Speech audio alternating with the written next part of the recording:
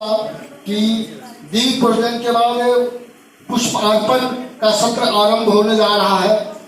पुष्पार्पण का सत्र एक एक करके पूरा वीडियो आप सभी बारी बारी से हमें और तथागत बुद्ध और बाबा साहब को पुष्पार्पित करें।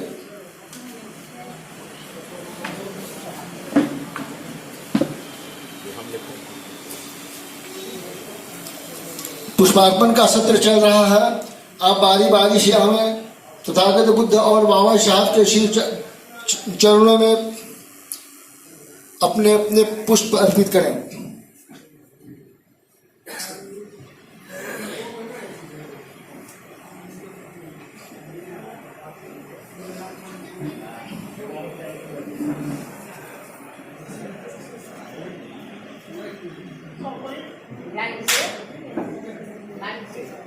रामायण जी बैठे हुए हैं। रामायण जी आवें और हमारे रविंद्र सिंह बौद्ध को इनको भी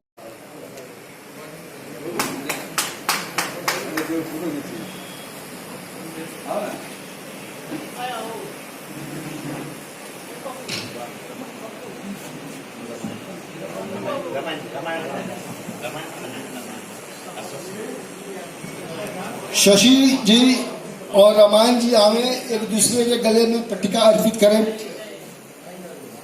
हमारे दत्ता और सरमोल साहब, डीएसपी साहब, चंद्रिका जी, बाकी अब ये बुरा मत मानेंगे कि सबका मैंने नाम नहीं लिया, समय कम है। सबों का इस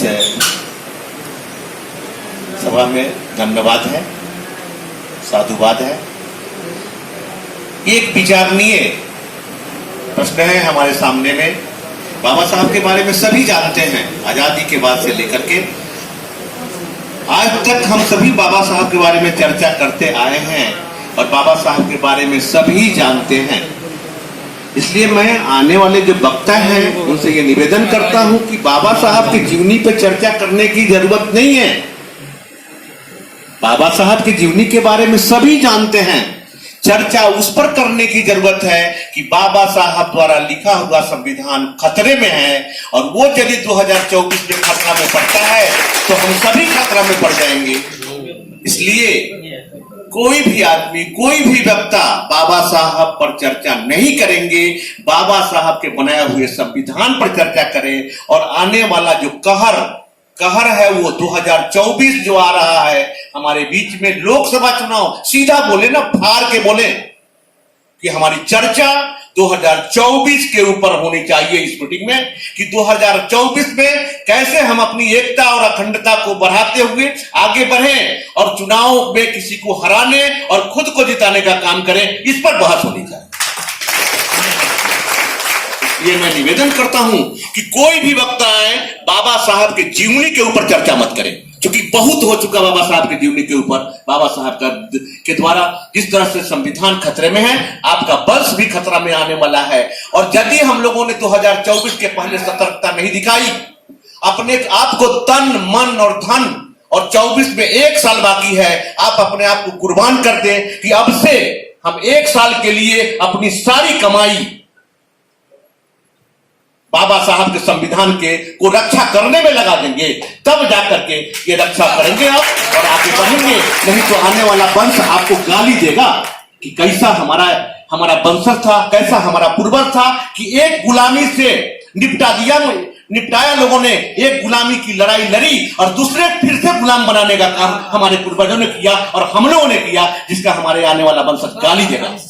तो उस गाली से बचने के लिए आप तमाम बंधुओं से निवेदन है कि कमर कस लीजिए, क्योंकि ये तो जान लीजिए यदि आपका संविधान नष्ट होता है। एक आदमी ने बोला कि संविधान बन के तैयारी है, तो सही में इलाहाबाद में संविधान बन के तैयार रखा हुआ है। और सेंट्रल विस्टा जिसका निर्माण हो रहा है आज के डेट में, आपने सुना होगा कि हमारा जो संसद भवन है वो बहुत प्यारा भवन है और उसको खत्म करने की साजिश, संसद भवन के सामने में बाबा साहब का मूर्ति का लगना, वो बहुत लोगों को खल रहा था, जिसके लिए सेंट्रल विस्टा का निर्माण हो रहा है।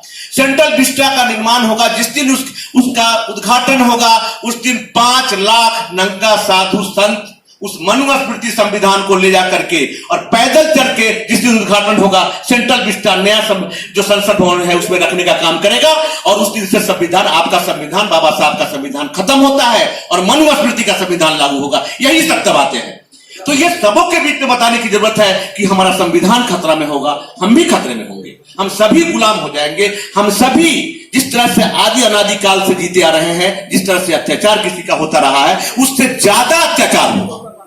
क्योंकि वो अंग्रेज जिसका हम गुलाम थे वो इंग्लैंड से आकर के गुलामी के जंजीरों में बांधा था, लेकिन हम अब अपने घर के अंग्रेज से, अंग्रेज जो हमारे घर के अंग्रेज हैं उनके साथ वो हमारे गुलाम बनाने जा रहे हैं। इसलिए उससे अब यदि गुलाम बनते हैं तो उससे मुक्ति मिलने वाली नहीं है, आपको कभी मुक्ति नहीं मिलेगी, कभी आप अपने आप को आजाद नहीं कर पाएंगे। इसलिए उस पर चर्चा करें और निवेदन करते हैं, आप यदि वो संविधान लागू होता है तो धन रखने का अधिकार छीन लिया जाए, तो क्या आप अभी जो कमा के रख रहे हैं धन वो बेकार होगा ना भैया? आपका तो सारा धन ही रखने का अधिकार ही छीन लिए जाएंगे, सारी जमीनें छीन ली जाएगी। तो फिर न जमीन के चक्कर में पड़े न धन के चक्कर में पड़े, कम से कम साल भर का समय संविधान को बचाने के चक्कर में पड़े। इन्हीं शब्दों के बहुत बहुत बहुत साधुवाद भाई रविंद्र सिंह। सभी महापुरुषों के चरणों में श्रद्धा सुमन अर्पित करते हुए इस बगीचा रेस्टोरेंट के 125वीं बाबा साहेब के जयंती समारोह में हमारे सारे मुख्य अतिथि दिल्ली से चलकर आए हमारे प्रिय साथी रहे दाता अवसर बोल साहब जी, हम लोगों के अच्छे बुरे का सही मार्ग दिखाने वाले, कभी कभी डांट कर समझा कर सही दिशा देने वाले बुद्ध का, अम्बेडकर का और बहुजन महापुरुषों का अलग जगाने वाले चंपारण की धरती पर डीएसपी साहब रामदास बाबू जी को नमस्कार, नमो बुद्धाय। बहन उषा जी को नमो बुद्धाय। आशा जी को नमो बुद्धाय। हमारे राजकिशोर बैठा जी जो हम लोग के साथ में बगहा से लेकर हर जगह दबे कुचे कमजोर लोगों का साथ दिए। सत्यार्थी जी धर्म रथ यात्रा का हैं वो टाटा बिरला समूह सब ले रहे हैं, उन्हीं लोगों के पास जा रहा है, तो आरक्षण हमारा खत्म हो रहा है। संविधान को तो ऐसे ही मार दिया गया जब हमारे आरक्षण खत्म हो गए। अब कहा और कुछ बात सुनावे।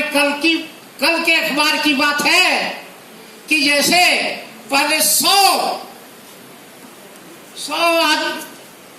आदमियों को, महिला, एक आध दो महिला भी है उसमें, उनको डायरेक्ट IAS IPS का दर्जा दे दिया गया। और दर्जा देके उनको क्या किया गया कि उनको प्रोन्नत करके जो कॉर्पोरेट घरानों के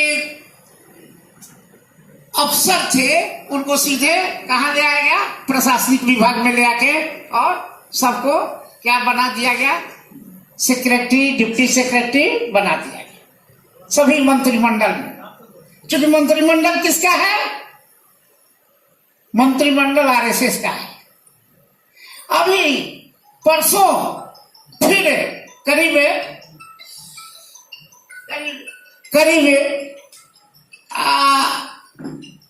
65 to 70, 65 से 70 आदमियों को फिर बिना एग्जाम दिए IAS IPS का दर्जा देकर और फिर घुसा दिया गया।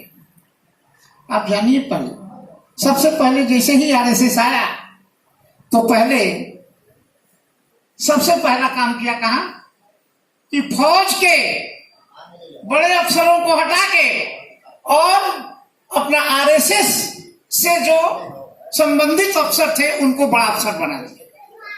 फिर उसके बाद जितने भी आपको IAS IPS के बनाने वाले थे, जितने भी 4 फोर्स के बड़े अफसर थे उनको सबको हटा हटा के, और आज जितने भी राज्यपाल हो चाहे तो ये सब तो ऐसी है, वो कहते कहाँ है भाई, कहाँ है हमारे विजय कश्यप जी, वही सब जानते हैं। वो एक ठो था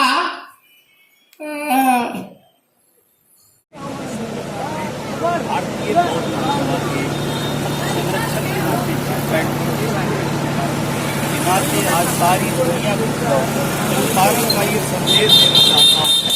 तो ये थमरथ आपको पीछे दिखाई पड़ रहा है, ये चंपारण के लौरिया के 29 तारीख को सम्राट अशोक चक्रवर्ती सम्राट अशोक महान की जयंती पर निकला है, और बुद्ध पूर्णिमा 5 मई को लौरिया वापस जिले का भ्रमण करके पहुंचेगा। लौरिया झंडा ला रहे।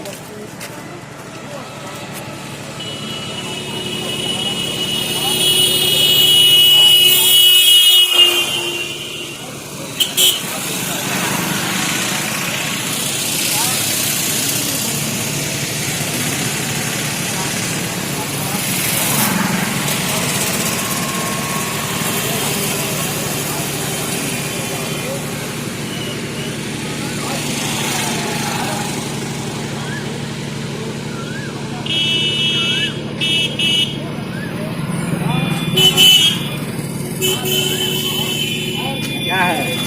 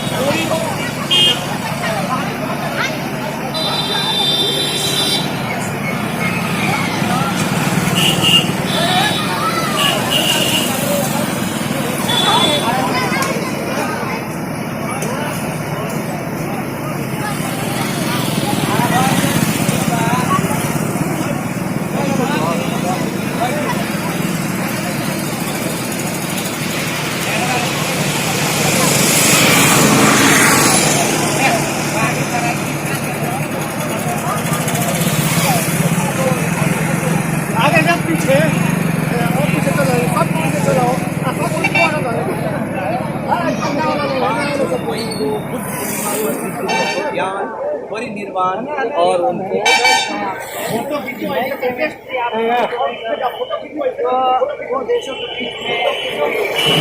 हमारी बात को नेपाल के राष्ट्रपति रामचंद्र पौडेल ने, नेपाल के राष्ट्रपति के पास हमने बुद्धिस्ट सोसाइटी ऑफ इंडिया का टीम भेजा था, और उनसे जब इंटरव्यू लिया आप जैसे पत्रकारों ने, तो रामचंद्र पौडेल माननीय राष्ट्रपति नेपाल अधिराज ने कहा कि बुद्ध को जन्म भारत में भयो, ऑन रिकॉर्ड की बात कर रहा हूं मैं, और मीडिया में चीज आ चुकी है, अखबारों में छप चुकी है, ये घोषणा करते हैं। आज हम पूरी दुनिया को चुनौती भी देते हैं कि अगर कोई भी देश ये कहता है कि बुद्ध का जन्म यहाँ हुआ तो सिद्ध करे।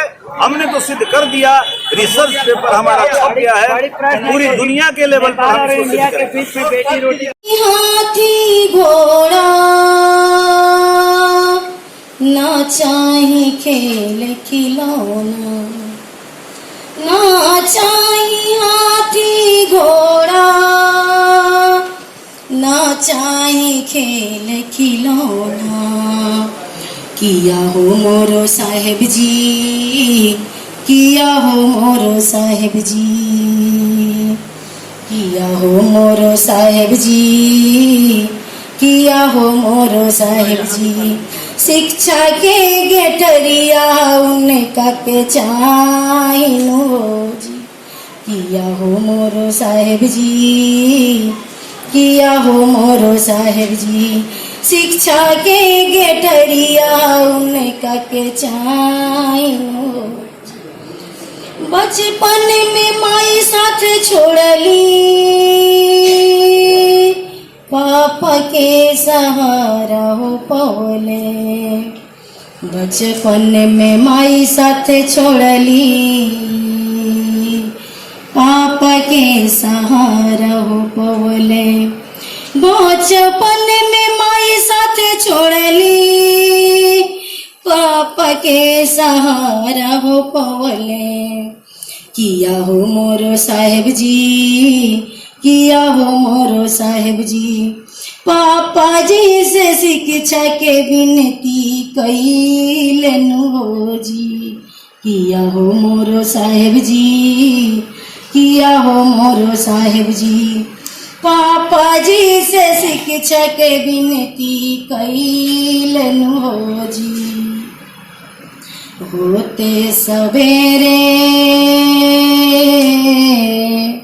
होते सवेरे, होते सवेरे सकपाल जी, बेटा के विदा ले गईनी। होते सवेरे सकपाल जी, बेटा के विदा ले गईनी। होते सवेरे सकपाल जी, बेटा के विदा ले गईनी। किया हो मोरो साहेब जी, किया हो मोरो साहेब जी, विद्यालय में बैठ के हकवाना में लल हो जी। किया हो मोरो साहेब जी, किया हो मोरो साहेब जी, विद्यालय में बैठ के हकवाना में लल हो जी। ना चाहिए हाथी घोड़ा, ना चाहे खेल खिलौना। किया हो मोरो साहेब जी,